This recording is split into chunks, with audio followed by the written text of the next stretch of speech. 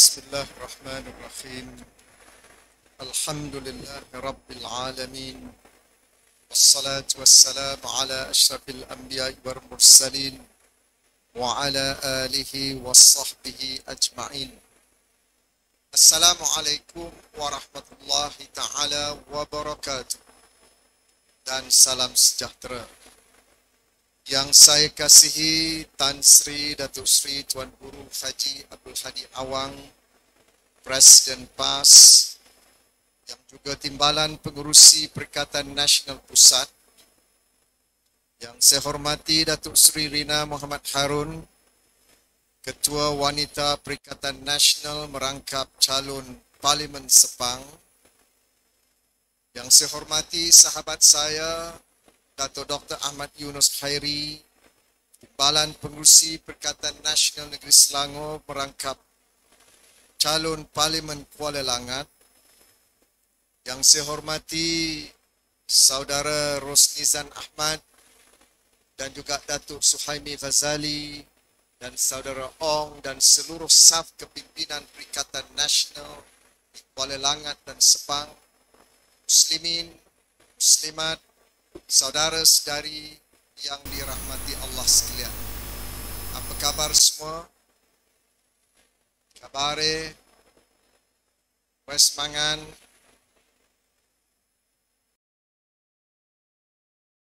Itu sajalah yang saya boleh.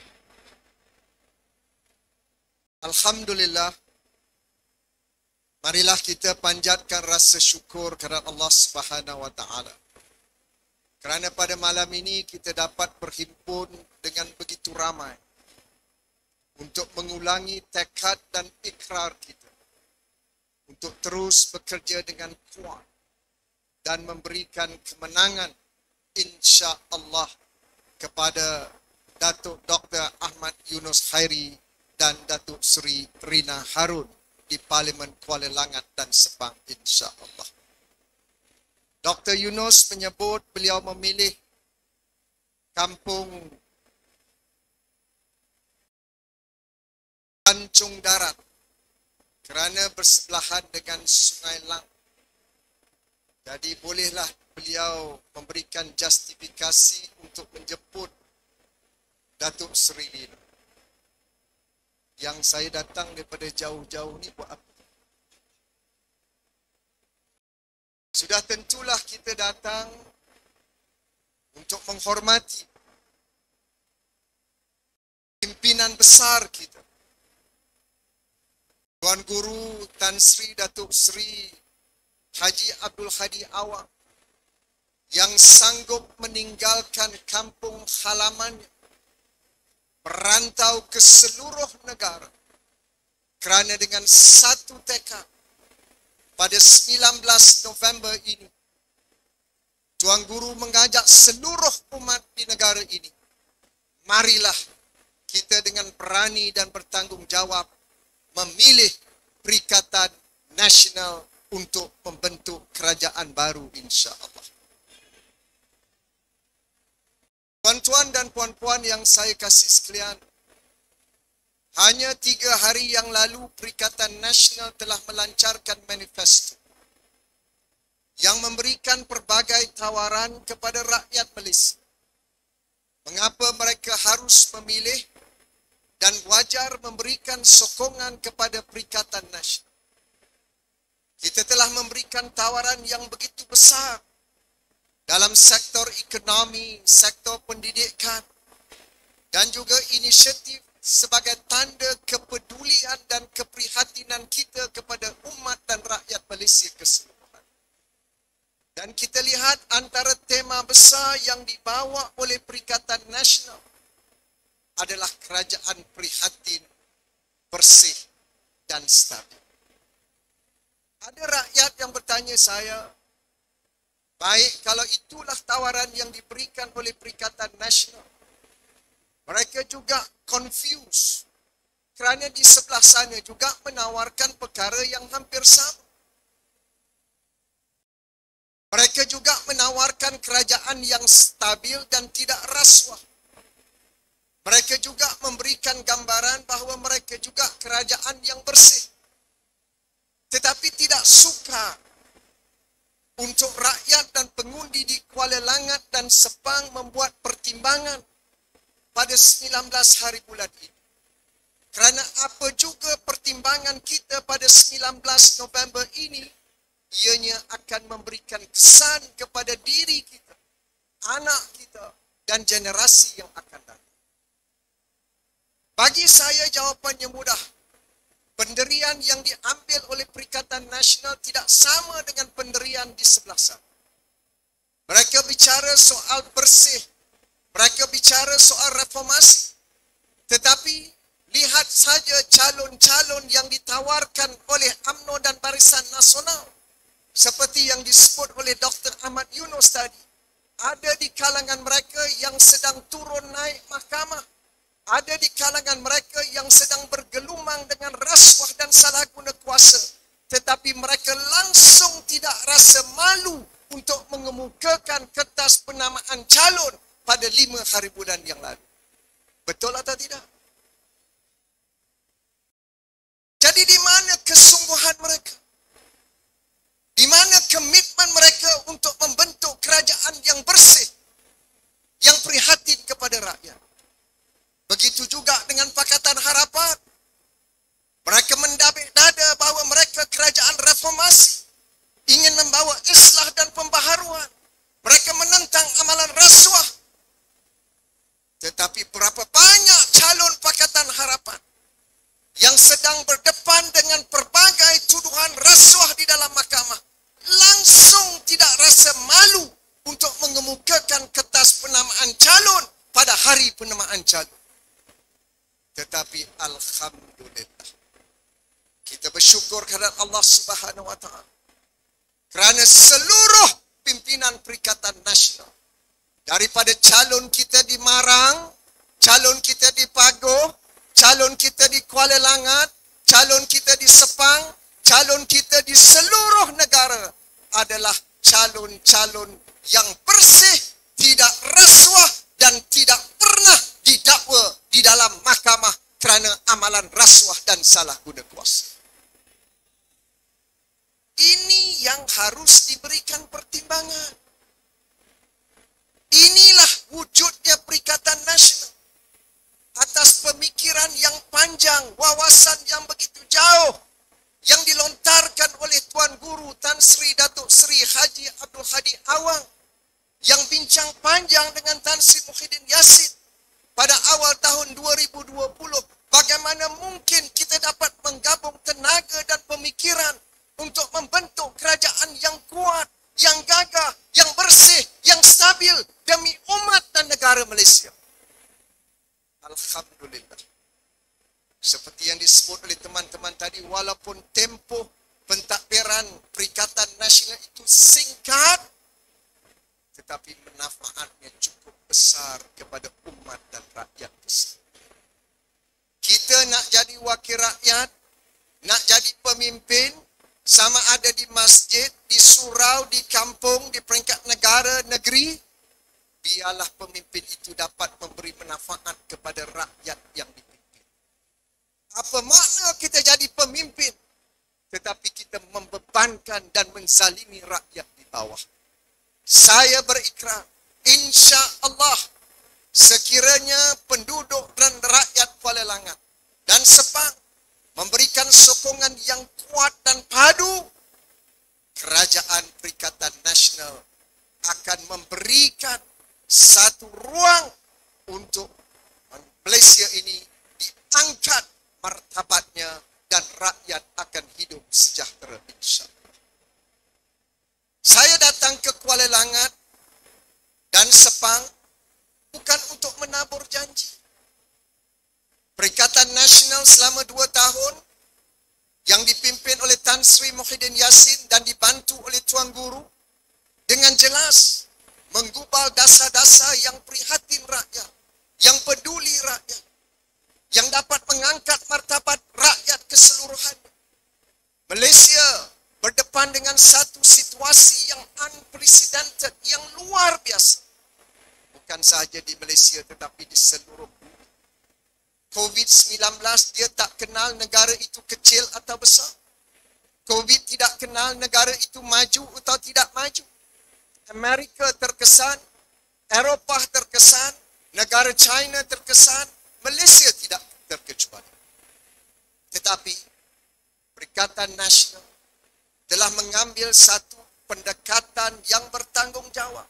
Yang pertama, Tan Sri Muhyiddin Yassin dan Perikatan Nasional memberikan fokus untuk menjaga kesihatan rakyat keseluruhan. Bukan mudah, tuan-tuan. Satu virus yang begitu kecil, yang diuji oleh Allah Subhanahu Wa Taala yang tidak kelihatan di mata kasar, telah berjaya meruntuhkan apa yang kita bina selama lebih 60 tahun. Dari segi ekonominya, pembangunan umatnya, negaranya, keseluruhannya runtuh sama sekali. Maka Tan Sri Muhyiddin Yassin dan Perikatan Nasional dengan komitmen yang bersungguh-sungguh telah melancarkan program vaksinasi. Memberikan vaksin secara menyeluruh bukan sahaja kepada rakyat Malaysia tetapi seluruh penduduk termasuk orang asing di dalam negara ini. Ada yang menyinggung Perikatan Nasional ketika itu. Mengapa harus kita memberikan vaksin kepada orang asing? Mengapa hanya tidak beri tumpuan kepada rakyat tempat? Ini pandangan yang jumud. Jangan kita lupa, kita ada hampir 5 juta rakyat asing yang berada di dalam negara. Sama ada di sektor perladangan, sektor perkilangan, sektor pembuatan, sektor pembinaan. Kalau kita hanya memberikan vaksin kepada rakyat Malaysia, tidak kepada pekerja asing, mereka mungkin menjadi pembawa atau carrier kepada virus ini yang akan menular dalam masyarakat yang kita juga akan mendapat kesannya. Betul atau tidak? Sebab itu Perikatan Nasional yang dipimpin oleh 2 tokoh negarawan agung ini, Tan Sri Muhyiddin Yassin dan Tuan Guru Tan Sri Datuk Sri Haji Abdul Hadi Awang, mengambil pendekatan no one is safe until everyone is safe. Maknanya tidak ada yang selamat melainkan semuanya selamat. Kita belanja 6 bilion ringgit. Bukan sedikit, 6 bilion ringgit untuk memberikan vaksin. Bukan 1, 2, 3 suntikan. Termasuk di kampung Kancung Darat ini. Betul atau tidak? Semua dah dapat. Makcik dapat berapa makcik? 3. Cik nak satu lagi? Tak nak pula. Bagi percuma pun tak mau. Dr. Radi nak Dr. Radi? Nak? Besok saya hantar. Tak apa. Alhamdulillah. Sekarang ini antibody kita kuat. Walaupun masih ada kes-kes COVID-19. Tetapi ianya tidak lagi serius. Boleh tanya Dr. Yunus, dia doktor, Dr. Rani. Saya tidak doktor, tapi 2 tahun ini dah boleh jadi doktor.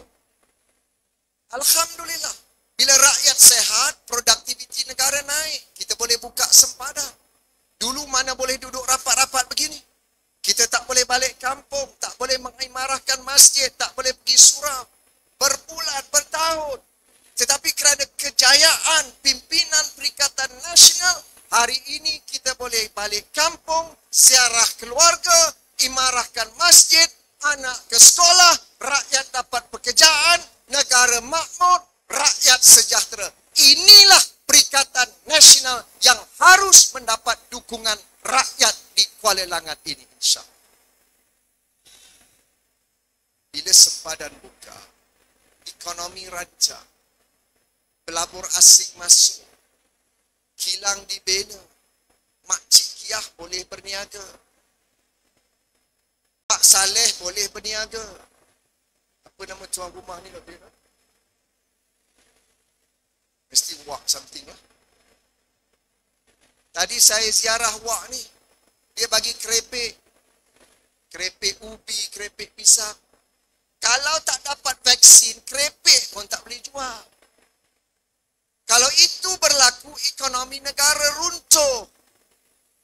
Maka saya sebagai menteri yang diberikan tanggungjawab besar ini, saya terpaksa mengimbangi di antara kesihatan yang cukup penting dan juga kemakmuran ekonomi rakyat. sebahagian sektor perkilangan dan pembuatan. Sebab itu hari ini Malaysia telah diiktiraf. Walaupun ada pihak yang cuba meremehkan kerajaan Perikatan Nasional, kononnya kerajaan yang gagal. Tetapi mereka tidak boleh nafikan dunia telah mengiktiraf Malaysia di bawah Perikatan Nasional antara negara yang terbaik dalam pengurusan COVID-19 dan pemulihan ekonomi negara. Alhamdulillah. Hari ini pertumbuhan ekonomi cukup rancak dan saya percaya kita akan teruskan usaha ini. Jadi tuan-tuan dan puan-puan, malam ini kita berikan ruang sepenuh kepada Tuan Guru yang sanggup turun dalam keadaan cuaca yang lembap seperti ini, tetapi membakar semangat kita. Kita ada tanggungjawab. Jangan letakkan hanya di bahu Tuan Guru sahaja. Jangan letakkan di bahu Tan Sri Muhyiddin sahaja. Setiap rakyat ada tanggungjawab untuk menggerakkan seluruh ahli keluarga kita, kenalan kita, sahabat handai, supaya keluar beramai-ramai pada 19 November. Risikan yang terbaru menunjukkan Alhamdulillah, Perikatan Nasional sudah jauh di hadapan meninggalkan pihak-pihak yang lain menentang kita dalam pilihan raya umum yang akan datang. Kerana rakyat melihat, pertama, manifesto yang ditawarkan itu cukup pragmatik dan cukup prihatin kepada rakyat. Yang kedua, rakyat melihat kesemua calon-calon Perikatan Nasional tidak ada yang terpalit dengan rasuah dan salah guna kuasa. Dan yang ketiga, terbukti dalam tempoh 2 tahun Perikatan Nasional diberikan tanggungjawab di Putrajaya, kita telah berjaya mengangkat martabat umat dan rakyat ingin melihat Perikatan Nasional kembali di Putrajaya untuk meneruskan usaha ini. Dan saya yakin dan percaya dengan kepimpinan Tuan Guru dan Tan Sri Muhyiddin Yassin, insya Allah Perikatan Nasional akan dinobatkan sebagai kerajaan persekutuan di Putrajaya. Boleh atau tidak? Akhirnya saya tak payah nak memperkenalkan Dr. Yunus. Orang Kancung Darat, orang Kuala Langat dah kenal dengan beliau. Saya pun, beliau merupakan sahabat saya di Dini Selangor dengan Dr. Rani. Lama kita di Dini Selangor. Saya masih ingat pengalaman yang amat getir di Selangor ketika saya dilantik sebagai Menteri Besar dengan sokongan Tuan Guru. Terima kasih Tuan Guru. Sebaik saja saya mengangkat sumpah, saya diasak oleh parti saya sendiri. Saya diasak oleh Presiden parti saya sendiri supaya pecat ketiga-tiga exco PAS dalam kerajaan negeri pada ketika itu. Kerana apa? Kerana asakan daripada DAP yang tidak senang melihat PAS menang besar di negeri Selangor pada ketika itu dengan 15 kursi.